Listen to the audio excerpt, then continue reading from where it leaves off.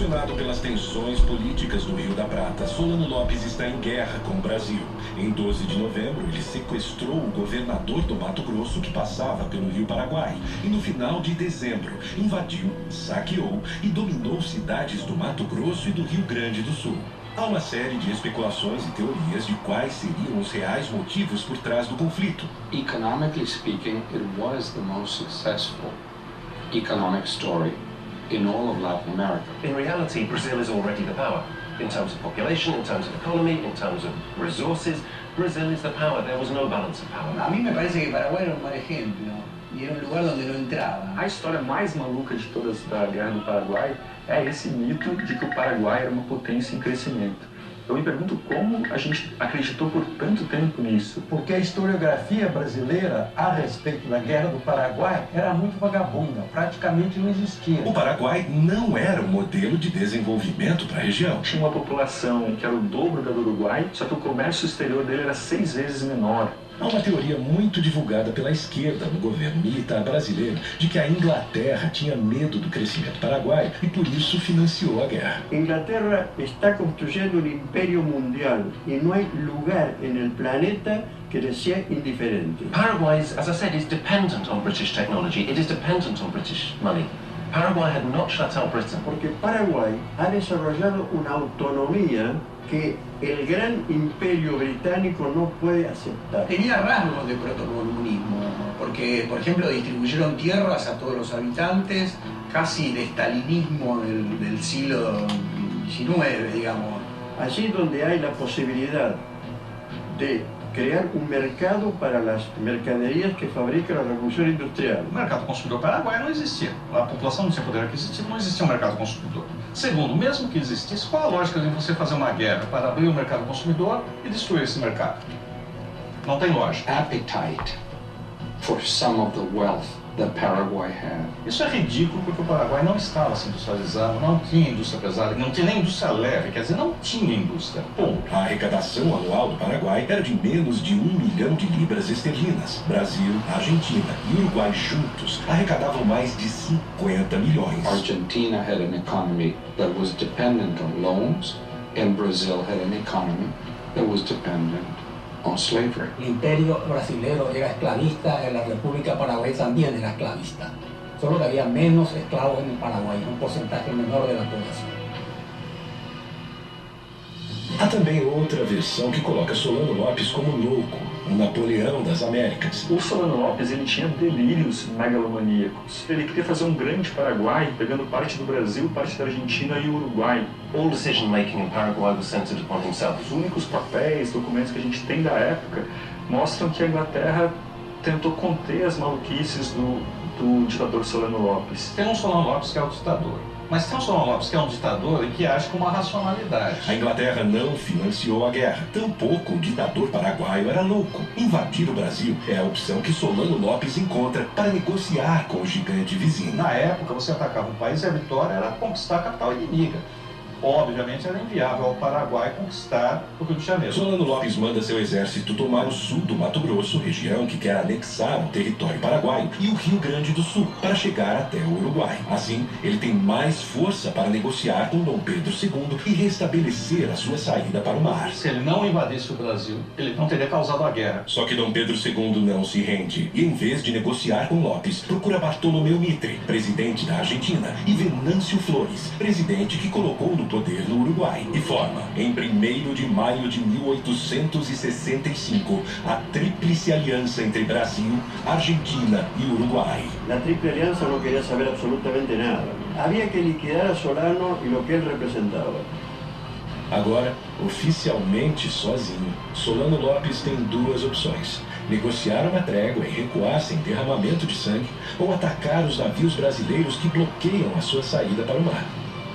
11 de junho de 1865, Corrientes, Argentina. Começa a maior batalha naval da história da América do Sul. A formação dos estados na região da Bacia do Prata é a grande causa da Guerra do Paraguai. A Bacia do Prata é constituída pelas águas dos rios Paraguai, do gigante rio Paraná, que vem do Brasil, e do rio Uruguai.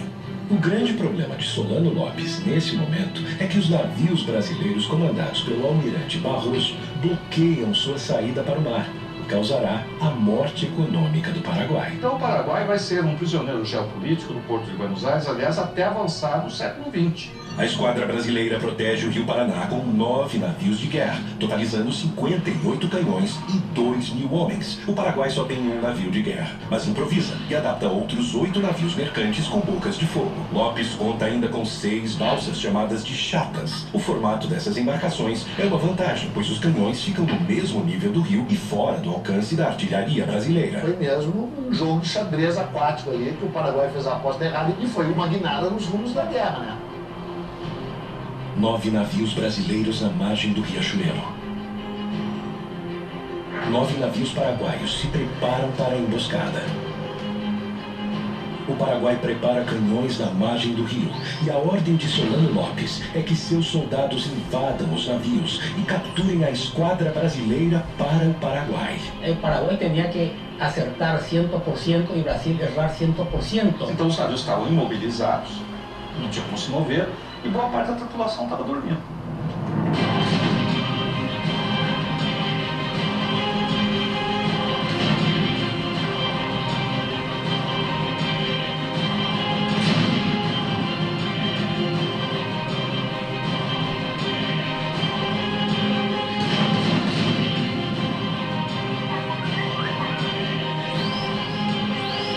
Surpresa, o Paraguai leva vantagem no início da batalha, mas uma decisão do almirante Barroso vira o jogo para o Brasil.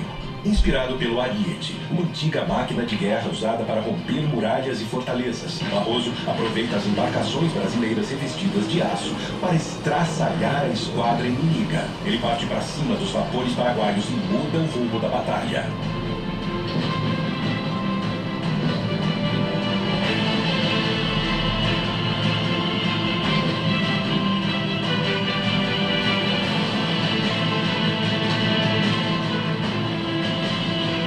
O Brasil vence e mantém o controle da Bacia do Prata.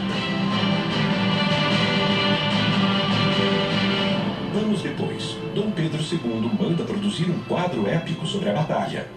E embora o quadro seja maravilhoso, ele cheira mofo historiograficamente falando, né? Não foi assim que as coisas passaram ali. Toda a história é fabricada. O Dom Pedro espertamente tentou fabricar a história brasileira, a sua versão oficial, que a gente continua acreditando até hoje, né? Saldo da Batalha do Riachuelo. O Paraguai tem 4 navios e 6 chatas afundadas e cerca de 300 mortos em combate. O Brasil tem um navio afundado e perde 100 homens. Os aliados mantêm o controle na Bacia do Prata e Solano está acuado em seu território. Solano começa a perder o controle da situação. A Tríplice Aliança se fortalece. O Paraguai invadiu e saqueou cidades brasileiras. E Dom Pedro II vai pessoalmente a Uruguaiana. Nadie, y mucho menos Pedro II, admitía de que la paz se hiciera sin una humillación afrentosa hacia López. Solano Lopes, que agiu traiçoeiramente, ainda vai ser premiado ficando no poder depois de tudo. Não há mais volta. Dom Pedro II quer vingança.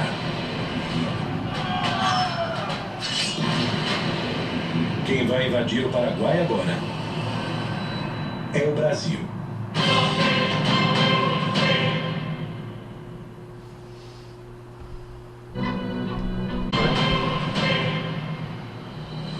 Para completar o exército brasileiro, Dom Pedro II cria a campanha Voluntários da Pátria, homens que se alistam para lutar no Paraguai.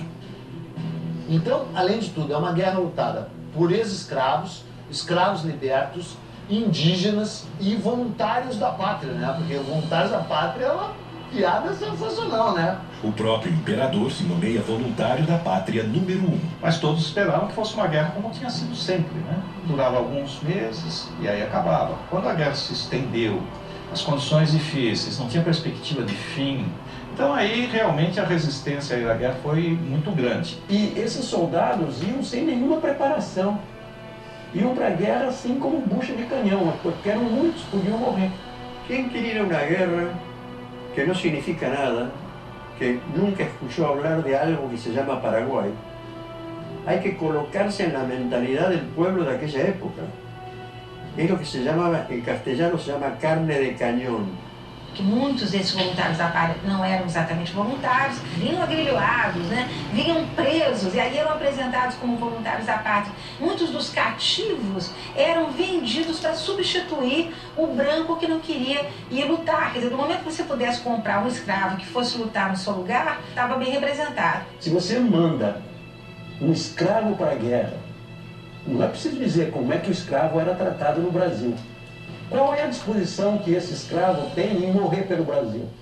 Na Argentina, um problema ainda mais grave. Os governantes de Buenos Aires ordenam a toda a população pobre que entre na guerra. En la resistencia del pueblo argentino a ir a la guerra del Paraguay, murió más gente aquí adentro que en el frente de batalla. A população das províncias mais afastadas se nega a ir lutar em nome do povo argentino.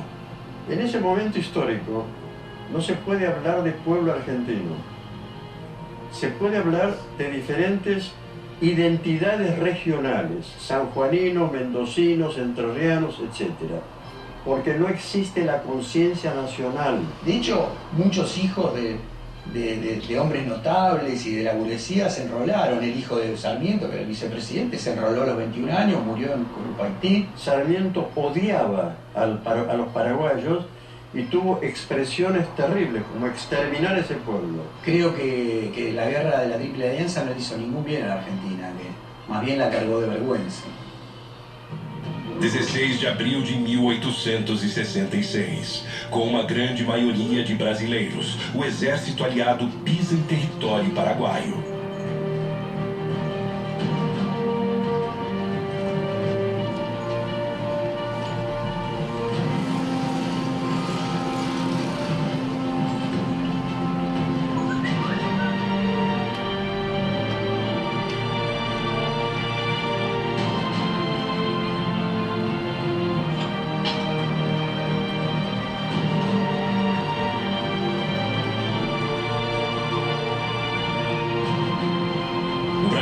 Sem sofrer resistência, monta seu acampamento militar.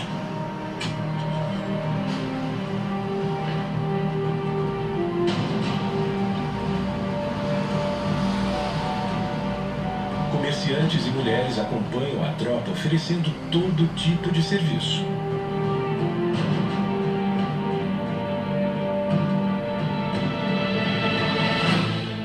Mas o Paraguai não se rende e quer expulsar os invasores.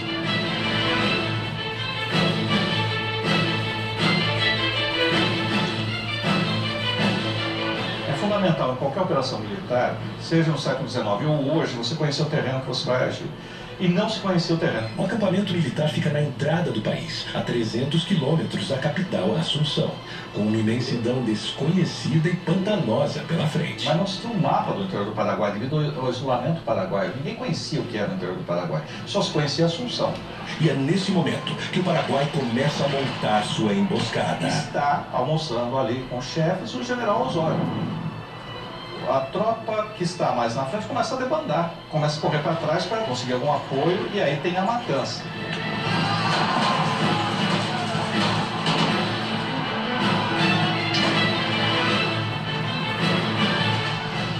De maio de 1866, os paraguaios invadem o acampamento brasileiro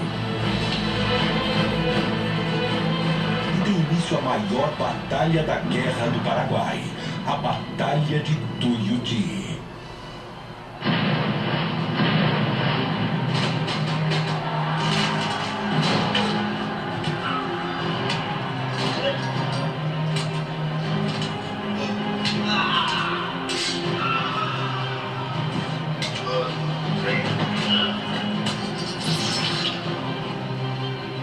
Com um ataque surpresa, o Paraguai leva vantagem no início do confronto.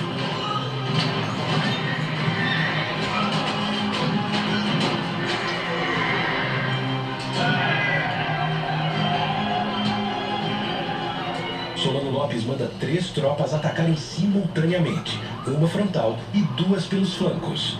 E o Osório, que tinha essa capacidade de liderança, era muito admirado pela tropa. Ele está sobre um cavalo em meio a nuvens de fumaça, em meio a barulho de explosões, a gritos, a gente morrendo. Ele consegue mobilizar, mandar um batalhão para cá, outro batalhão para lá, com a visão militar, ou seja, esse batalhão vai e vai ser sacrificado. Ou seja, quase todos vão morrer. Agora, por que esse batalhão vai? Porque confia nele, confia na liderança militar.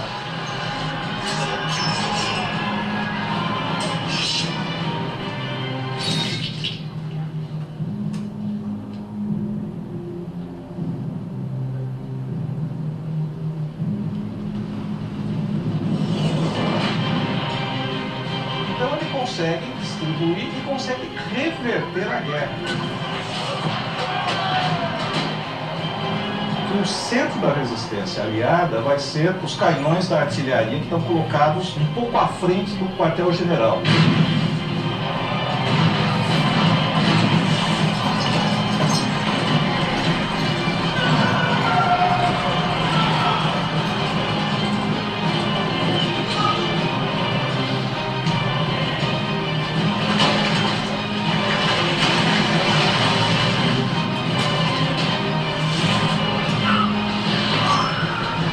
Lembrar que a guerra é uma coisa selvagem, o sujeito vai matar o outro, ele não está filosofando, ele está com ódio.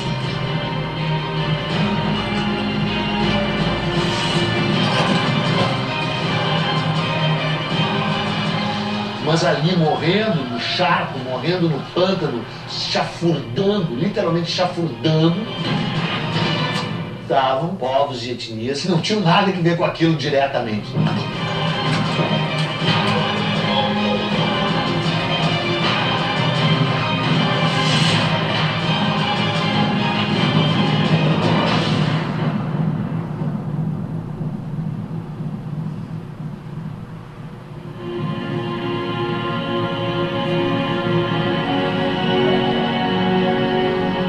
Resultado da Batalha do Tuiuti, o Paraguai perde 13.000 homens, o melhor de seu exército. Os aliados, juntos, perderam 4.000 homens. Mas não há motivos para comemorar.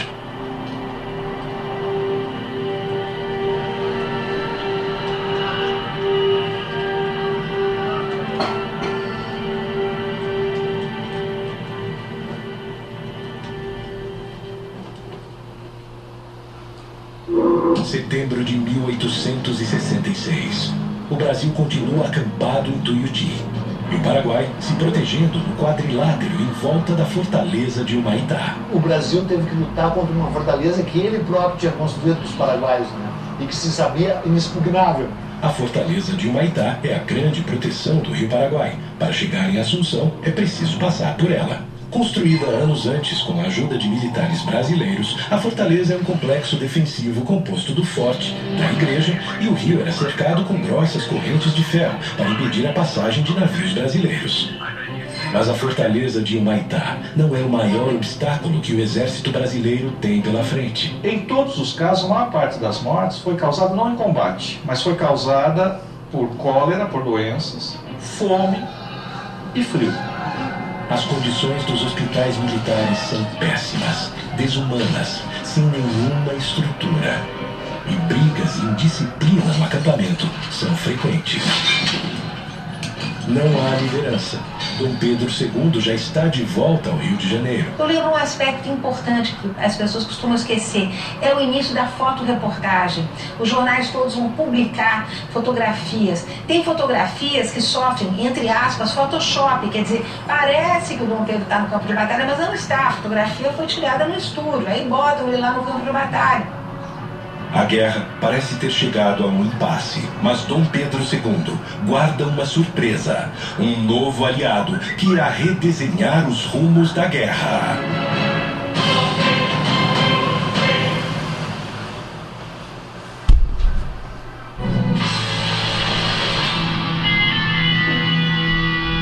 Anos de guerra. O Brasil continua preso em seu acampamento e o Paraguai se fortalecendo em Humaitá.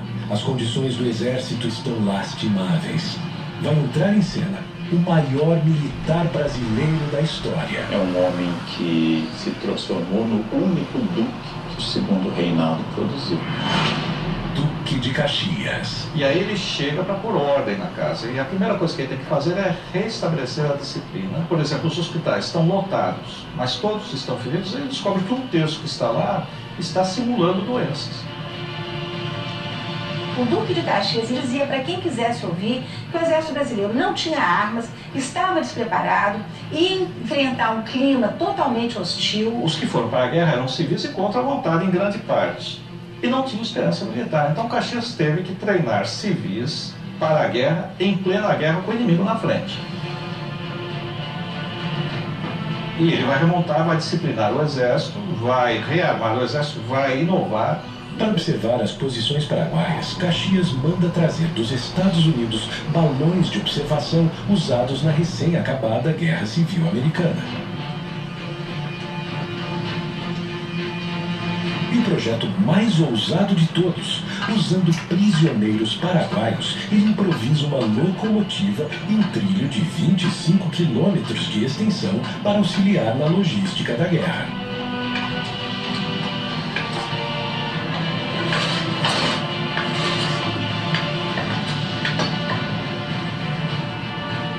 Vai começar a série de batalhas conhecida no Brasil como Desembrada e no Paraguai como Dezembro Negro. Caxias precisa tomar Assunção e para isso conta com 20 mil brasileiros e 5 mil argentinos. O Paraguai protege a capital com 5 mil homens. A esquadra brasileira derruba a fortaleza de Humaitá. Foi uma batalha terrível por uma fortificação que a engenharia militar brasileira cedeu ao Paraguai anos antes, já naquele barril de pólvora que era aquela bacia do Prata inteira ali, né? Às margens do rio Itororó, a primeira batalha que o Paraguai resiste bravamente. Quem ataca nessa guerra até um determinado momento leva desvantagem, porque o terreno não era favorável ao ataque, era favorável à defesa. 5 dias depois, Caxias avança sobre o rio Havaí, numa batalha épica, retratada posteriormente por Pedro Américo. Por fim, em Lomas Valentinas, Caxias destrói o que resta do exército paraguaio. Depois de um tempo, virou a guerra do Brasil contra o Paraguai. E o Brasil a manteve deliberadamente. 1º de janeiro de 1869, Caxias toma a capital Assunção. Mas a cada investida de Caxias, Solano foge, montando acampamento com seus filhos e sua esposa, Elisa Lynch. A irlandesa Elisa Lynch é a primeira dama do Paraguai. Ela acompanha Solano Lopes em quase todos os momentos da guerra. Ajuda com suas habilidades de enfermagem, mas não abre mão do seu luxo, nem nos acampamentos militares. Se conhecia o arte del buen vivir, la frivolidad, las expresiones estético-culturales, etc. Solano a conheceu 10 anos antes da guerra, na agitada vida noturna de Paris.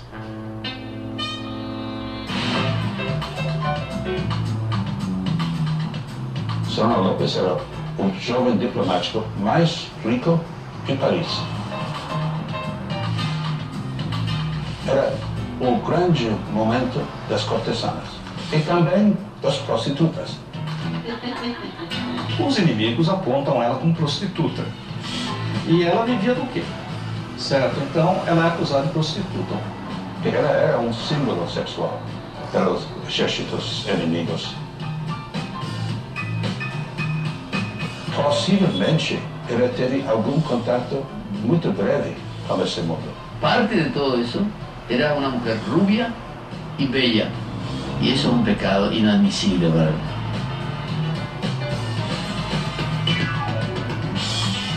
Até onde a gente sabe, Solano Lopes não teve uma relação de fidelidade com ela, não foi uma relação de monogamia. Num primeiro momento, talvez ela fique interessada por ele, pelo exotismo, mas no segundo momento eu acho que realmente ela se apaixona por ele e realmente é uma relação real, certo? Não é uma relação por interesses monetários, embora ela tenha saído rica dessa relação. Anos depois da guerra, Elisa escreve um manifesto onde se defende das acusações sobre o seu passado. Durante largo tiempo quedé en profundo silencio, aunque mi nombre ha sido explotado durante años por ciertas personas que me tenían como un prototipo de la prostitución y del escándalo, como si fuera una bestia humana que se complace e se deleita com o extermínio de uma sociedade. No mesmo manifesto, ela faz uma lista e reivindica a posse das terras que comprou enquanto primeira-dama. Só não explica com que dinheiro conseguiu comprar quase todo o Paraguai. Ela acabou sendo, em nossa opinião, a proprietária da terra maior do planeta. Todo o poder e terras de Elisa Lente vem das mãos de seu marido. A grande maioria delas é adquirida nesse período em que a guerra já está praticamente decidida. Que sentido tinha seguir a guerra depois de 1868? Depois de 68 ele não vai ganhar, ele perdeu. Ele podia negociar a derrota. En 1868 la guerra estaba perdida, absolutamente perdida. Una guerra que obviamente ya para esa altura ya estaba perdida. Y cuando ya no había razones para seguir resistiendo, ¿para qué resistir? Solano Lopes dá ordens para que as cidades paraguaias sejam abandonadas à medida em que o exército inimigo avança. Assim, ele pretende evitar a vingança brasileira e um massacre ainda maior. Ele dá ordens da população civil sair, para os aliados não terem acesso a comida, a apoio, a informações.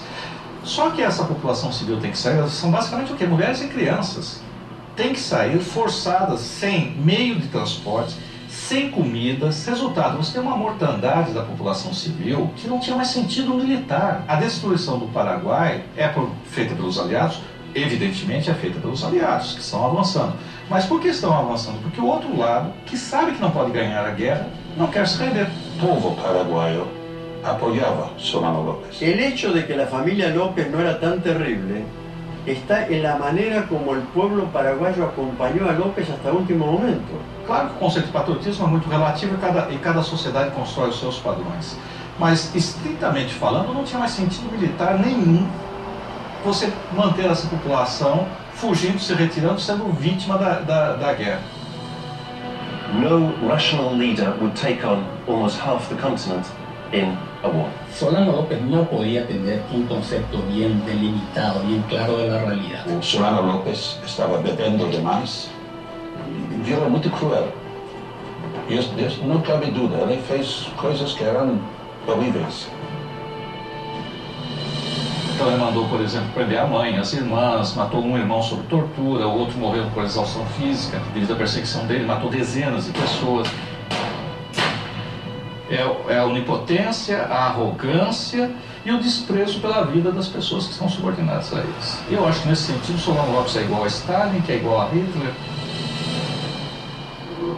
Janeiro de 1869. Com a capital tomada, o Paraguai não representa mais perigo aos aliados da região do Prata. E para Caxias, é o fim da guerra. Tem uma frase do Caxias que diz que ele não era coveiro. Para vencer a guerra do Paraguai, como se pretendia, teria que matar o último paraguaio no ventre da sua mãe. Ele se recusou a fazer esse papel. Mas Dom Pedro II está obcecado atrás de Solano Lopes. From that point on, it was a war of vengeance against o Mariscal López. Sem Caxias, o comando vai para o seu genro, o francês Conde de. Nesse conflito, ficou claro o quão violento e eventualmente sanguinário até o Brasil pode ser. Enquanto continua sua fuga, Solano Lopes usa o que sobrou da população para retardar o avanço brasileiro. Cumprindo ordens de Solano, o general Cabaleiro comanda crianças para lutar com o exército inimigo. Teve um grau de crueldade e violência do exército brasileiro, né, desmedido.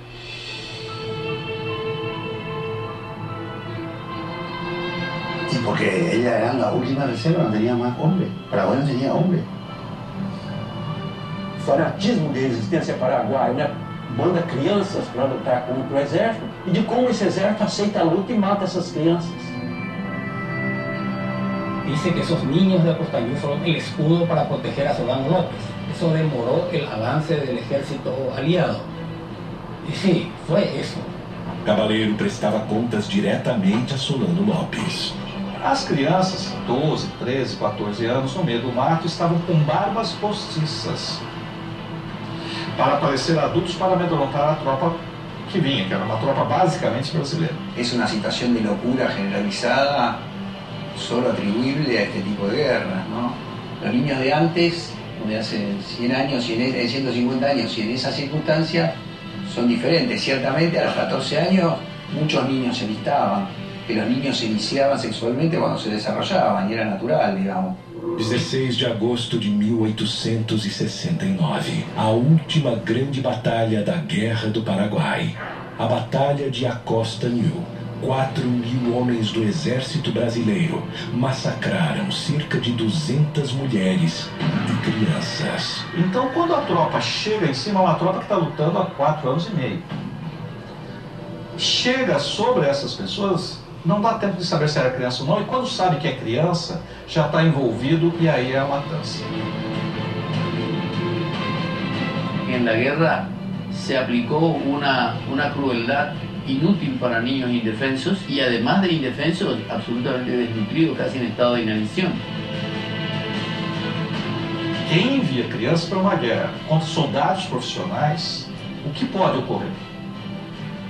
Agora, no momento em que ele está ali, ou a tropa de infantaria chega e olha e vê uma criança que não tem condições de erguer um rifle, também não deveria atirar. O Solano colocou crianças na linha de frente para retardar o avanço brasileiro. O Conde D avançou sobre crianças, matou mulheres, matou velhos. En realidad los niños no fueron a la guerra vino hasta los niños.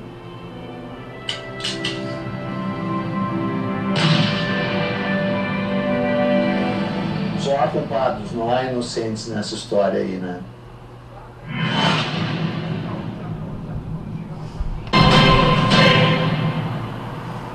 O Brasil queria garantir a sua navegação nos rios do Prata.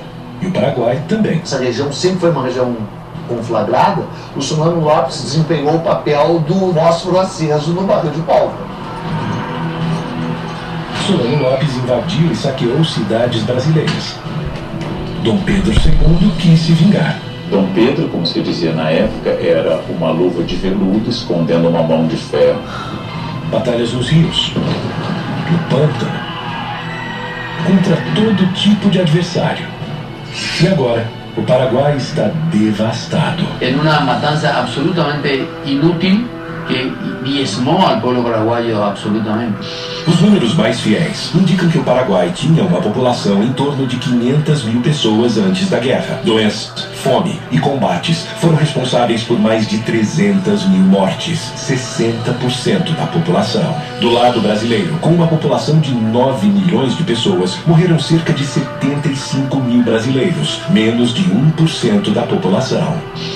Toda a força dos países aliados destruiu o pouco que esse país agrário tinha. O nosso exército cometeu aquilo que eu chamei de genocídio. Tecnicamente pode até não ser, mas na prática, no sentimento que a gente tem e nos números da mortandade provocada, aquilo foi um genocídio. Olha, genocídio é forte demais, né? Embora se assemelhe a isso, né? Genocídio é uma coisa, massacre é outra. Fue realmente una catástrofe demográfica. Estamos hablando de 300.000 personas, ¿verdad? 3 de cada 5 paraguayos murió a lo largo de 6 años. Quer dizer, o Paraguai é o maior perdedor, sem dúvida nenhuma. História é escolha. Chamar de genocídio dependerá do momento. Usá-lo com propriedade, no meu entender, em relação à Guerra do Paraguai, de onde foi a intenção, jamais. Onde nós chegamos, sem dúvida. Para a conquista ser completa, Dom Pedro II ainda precisa encontrar Solano Lopes. Mas sua busca está próxima do fim. 1º de março de 1870. Acampamento de Cerro Corá, norte do Paraguai. Porque a ordem que o imperador tinha dado e o objetivo da guerra não era matar o Solano Lopes, era retirá-lo do poder. A very macabre scenario on the battlefield of Cerro Corá. É um caos ali, fogo, fumaça, gritos, é tudo muito rápido, ele tenta fugir a cavalo. E o Chico Diabo, né, o nosso cabo, lançou. O cabo Francisco Lacerda fere a virilha de Solano Lopes e um tiro brasileiro mata o seu filho, Antito Lopes. Elisa Lynch se enrola em uma bandeira britânica e consegue sobreviver. Foi fácil identificá-lo porque ele era o único gordo. São os últimos momentos de Solano Lopes. E aí, segundo a descrição do general Câmara, Solano Lopes está no riacho, ele dá ordem para que ele se renda. Solano Lopes pega a espada e diz que não se entrega e morre com a sua pátria. E um soldado, quando viu Solano Lopes erguer a espada, deu um tiro. Ele já estava mortalmente ferido, mas o tiro vai levá-lo à morte.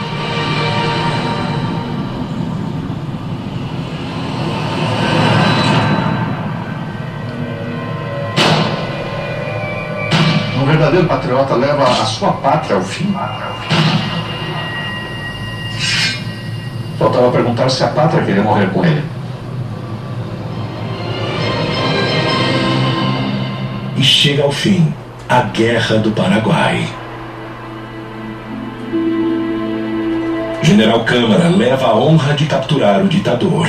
Também leva a irmã de Solano Lopes e tem com ela uma filha. General Bernardino Cabaleiro agora se alia aos brasileiros, passa um tempo morando no Rio de Janeiro e volta para ser presidente do Paraguai, fundador do Partido Colorado, o mesmo partido que em 2015 governa o Paraguai. Elisa Lynch é bem tratada pelo exército brasileiro, volta a Paris e morre anos depois, sem conseguir recuperar suas terras. Hoje, Elisa é Madame Lynch, heroína do povo paraguaio. Apesar de ganhar a guerra, Dom Pedro II não saiu vitorioso. Afundou o Brasil em dívidas com bancos europeus e ainda fortaleceu o exército brasileiro, que na década seguinte, liderado por ilustres participantes da Guerra do Paraguai, transformaria o país em uma república, tomando o poder do imperador. Francisco Solano Lopes, odiado pelos paraguaios nos anos pós-guerra, passa por um tratamento de imagem no século XX. E hoje é o grande herói nacional, enterrado em um panteão dos heróis em Asunción. Lo que hicieron con Paraguay fue transformarlo en un país más pobre, más destruido, digamos, lo liquidaron a Paraguay. Todos perdieron finalmente, todos calcularon mal. It's time to be honest with our past and sincere with our own history. Es un golpe muy serio para la monarquía brasileña, que reveló una gran ineficacia en el manejo militar. The responsibility rests with successive Brazilian governments. É uma página sólida da história do exército brasileiro. Não foi uma guerra em defesa da liberdade, não foi uma guerra para salvar a honra do Brasil. Os nossos soldados não foram heróis. Brasil, Argentina, Uruguai e Paraguai resolveram com ódio e sangue inocente suas questões econômicas. Será que o tempo foi capaz de apagar todas as marcas?